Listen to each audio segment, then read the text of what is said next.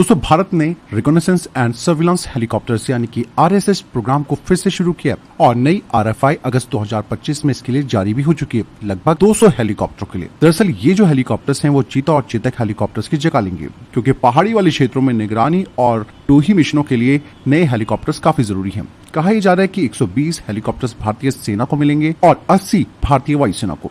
यहाँ पर दोस्तों HAL का लाइट यूटिलिटी हेलीकॉप्टर काफी किफायती माना जा रहा है। ये 1000 किलोग्राम का पेलोड ले जा सकता है। इसका ग्लास कॉकपिट है, EO/IR सेंसर्स की फैसिलिटी है। HAL कम से कम 400 यूनिट तक के ऑर्डरों का इंतजार कर रहा है। यहाँ पर रशियन KA-226 जो प्रोजेक्ट था वो रुक गया। यहाँ पर 2015 में रशिया के साथ 200 से ज्यादा KA-226T हेलीकॉप्टर बनाने का प्लान था और इवन फ्रांसीसी इंजनों के प्रतिबंध और प्रोडक्शन की देरी की वजह से ये प्रोजेक्ट भी रुक गया और अब HAL LUH पर पूरा ऑर्डर लेकर आगे बढ़ रहा है। ये कदम स्वदेशी उत्पादन और आत्मनिर्भरता को बढ़ावा देता है। ऐसे में जो विदेशी हेलीकॉप्टर्स हैं उनके लिए ये मुश्किल हो सकता है।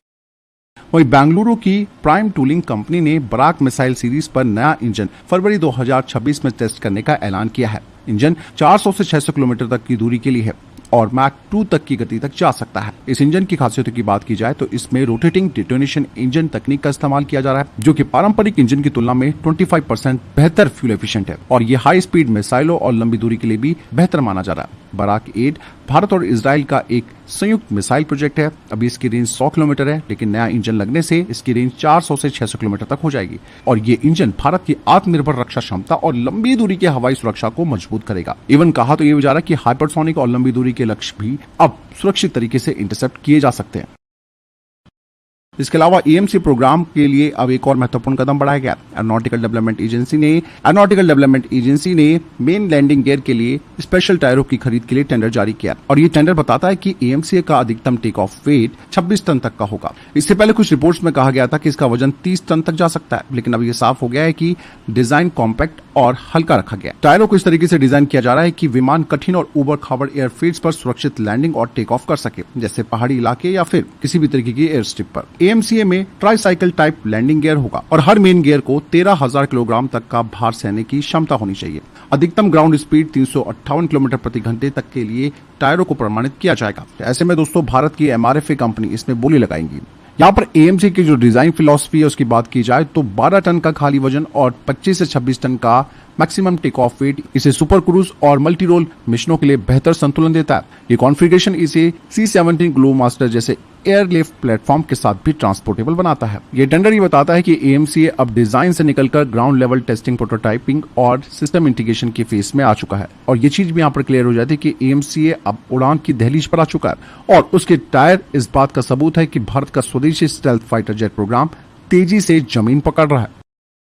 वहीं दोस्तों EMC फाइटर जेट पर अब तेजस मार्क 2 के ब्रेक और MRF टायर लगाए जाएंगे, जो कि भारत की स्वदेशी लैंडिंग टेक्नोलॉजी में एक बड़ा कदम है। यहाँ पर दोस्तों EMCA में कार्बन ब्रेक होंगे जो पहले तेजस मार्क 2 में इस्तेमाल हो रहे हैं। इवन ये हल्के, तेज और 1000 डिग्री सेल्सियस तक का तापमान सहन कर सकते हैं। इससे सबसे बड़ा फायदा ये होगा कि लैंडिंग गियर लागत में 25 से 30% कटौती होगी। 126 EMCA के लिए जो बची हुई राशि है उसका इस्तेमाल एविनिक्स और इंजन में किया जा सकता है। MRF चेन्नई आधारित कंपनी है जो 50,000 से ज्यादा एविएशन टायर हर साल बना सकती है और कार्बन ब्रेक में लगभग 80% स्वदेशी कंटेंट है। यानी कि यहाँ पर EMCA अपने तेजस मार्क 2 के भरोसेमंद ब्रेक और टायर सिस्टम अपनाकर इंडिजिनस टेक्नोलॉजी और लागत बचत दोनों हासिल करेगा।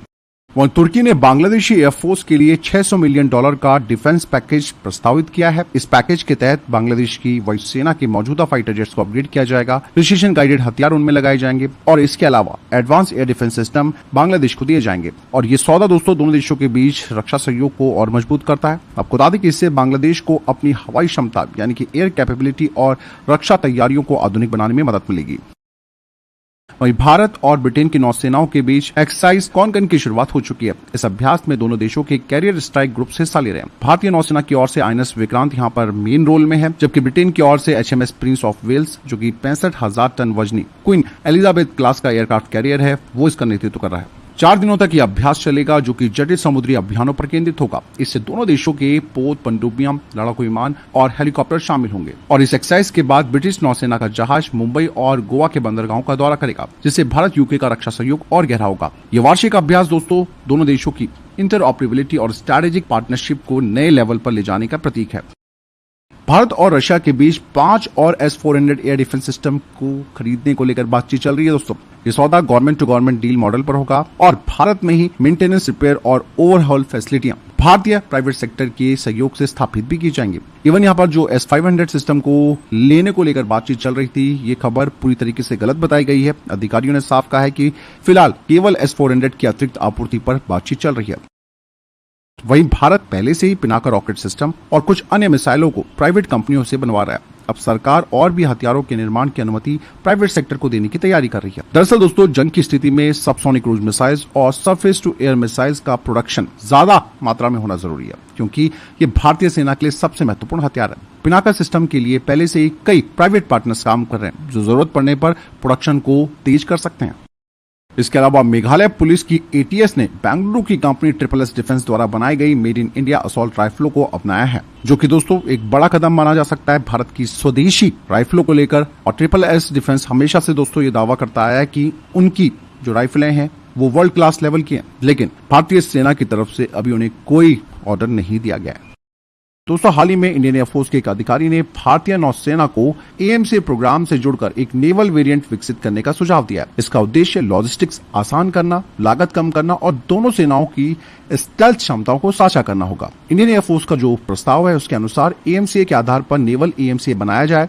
इसमें फोल्डिंग विंग्स, मजबूत अंडर कैरेज और एरेस्टर हुक्स होंगे, ताकि एयरक्राफ्ट कैरियर पर ये ऑपरेट हो सके। इससे डेवलपमेंट टाइम कम होगा, स्पेयर पार्ट्स साझा हो पाएंगे और लागत बचेगी। इंडियन एयरफोर्स का मानना है कि AMCA पहले से ही नेवल जरूरतों के हिसाब से डिजाइन किया जाए, ताकि बाद में बदलाव किया जा सके इसमें और जोखिम कम हो। इवन राफेल मरीन का भी एग्जांपल लिया गया यहाँ पर। फ्रांस ने पहले इसका नेवल वेरिएंट बनाया, फिर एयरफोर्स के लिए मॉडिफाई किया। AMCA का नेवल वेरिएंट साझा डिजाइन से बेहतर होगा और सुपर क्रूज, स्टेल्थ और एयर डोमिनेंस क्षमताओं को सुरक्षित रखेगा। इसलिए एयरफोर्स चाहती है कि इस तरीके का फाइटर जेट, जो कि दोनों ही नौसेनाओं का स्टेल्थ फाइटर जेट होगा, वो भारत को एक स्ट्रैटेजिक बढ़त दे सकता है। फिलहाल आपको क्या लगता है, कमेंट सेक्शन में लिखकर जरूर बताइएगा।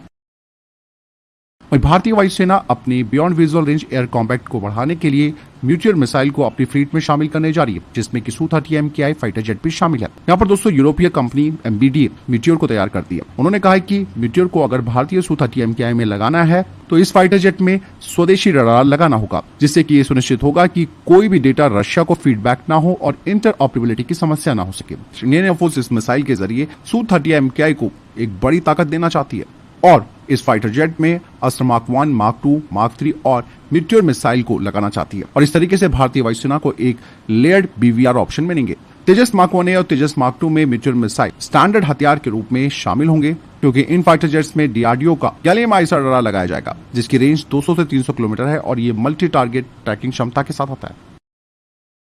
DRDO अब स्वदेशी हाइपरसोनिक मिसाइल ध्वनि का फ्लाइट टेस्ट 2025 के अंत में करने जा रही है। इसकी स्पीड मैक 6 से ज्यादा होगी और ये अधिक मैनुवर करने योग्य होगी। इससे भारत हाइपरसोनिक ताकत वाले देशों की कैटेगरी में शामिल हो जाएगा और यह परीक्षण कोस्टल लॉन्च साइट से होगा। प्रोग्राम का लक्ष्य 2029 से 30 तक ऑपरेशनल होने का है। यह हाइपरसोनिक ग्लाइड व्हीकल है दोस्तों, जो रॉकेट बूस्टर के बाद वायुमंडल के ऊपरी हिस्से में ग्लाइड करेगा। इसके एयर फ्रेम में हीट रेजिस्टेंस, सिरेमिक्स और कोटिंग्स लगी है, जिससे ये अत्यधिक ताप और तनाव सह सकता है। इसकी रेंज 1500 किलोमीटर होगी, जिससे कि जमीन, समुद्र और हवा से दागा जा सकता है। 80% से अधिक कंटेंट स्वदेशी होगा। इवन दोस्तों, इसके लिए 25,000 करोड़ रुपए का हाइपरसोनिक R&D फंड भी है। ध्वनि मिसाइल भारत की स्ट्रैटेजिक डिफेंस क्षमता को नए लेवल पर ले जाएगी। ये ब्रह्मोस से तेज, अधिक घातक और अत्याधुनिक हाइपरसोनिक मिसाइल टेक्नोलॉजी होगी। और तुर्की का फाइटर जेट प्रोग्राम कान दोस्तों, अब उस पर एक बड़ा ब्रेक लग गया। दरअसल कहते हैं ना कि विदेशी इंजनों पर निर्भरता कितनी जोखिम भरी हो सकती है, इसका उदाहरण तुर्की है। यूएस कांग्रेस ने GE F110 इंजन के एक्सपोर्ट पर रोक लगा दी है, जिससे कि कान का प्रोटोटाइप और प्रोडक्शन काफी इफेक्टेड हो गया। इवन यहाँ पर अमेरिका काफी चालू देश है, उसने पहले S-400 की वजह से तुर्की पर काटसा सैंक्शन लगाया था। इसीलिए दोस्तों, ये भारत के लिए भी एक बड़ा एग्जाम्पल है और एक बड़ी सीख है। मतलब साफ है कि AMC और तेजस मार्क 2 भी दोस्तों अभी भी अमेरिकी इंजनों पर निर्भर है। इसीलिए यहाँ पर देसी इंजन डेवलप करना भारत को और तेज करना पड़ेगा। और ऐसा नहीं है भारत कर नहीं रहा, भारत बकायदा कावेरी इंजन पर भी काम कर रहा है। डेली कोई ना कोई अपडेट उसको लेकर आती रहती है और आगे साफरान के साथ सहयोग करके AMCA फाइटर जेट के लिए इंजन भी डेवलप किया जाएगा। मतलब साफ है कि विदेशी इंजनों पर निर्भरता से न केवल डेवलपमेंट बल्कि एक्सपोर्ट भी प्रभावित हो सकता है। और आपको बता दूं कि कान प्रोजेक्ट के लिए तो इंडोनेशिया ने बकायदा तुर्की को एडवांस में ऑर्डर भी दे दिया था। तो अमेरिका तो जानता है कि भाई उसी की पूरे वर्ल्ड में बढ़ोतरी होनी चाहिए, इस वजह से उसको पता है कि किस पर किसकी निर्भरता ज्यादा है, बस वहीं पर रोक लगा दो। तुर्की का कान का उदाहरण भारत के लिए बहुत बड़ी चेतावनी है। स्वदेशी इंजन डेवलप न करने पर एएमसी और तेजस की क्षमता और समय पर इंडक्शन और एक्सपोर्ट सब प्रभावित हो सकता है। फिलहाल आपको क्या लगता है इस बारे में कमेंट सेक्शन में लिखकर जरूर बताइएगा। तो ये थे अब तक के टॉप डिफेंस अपडेट। वीडियो के सामने कोई प्रश्न जवाब या कोई सवाल कमेंट सेक्शन में लिखकर जरूर पूछ सकते हैं। वीडियो को लाइक और शेयर जरूर कीजिएगा। ख्याल रखिएगा अपना। जय हिंद, वंदे मातरम।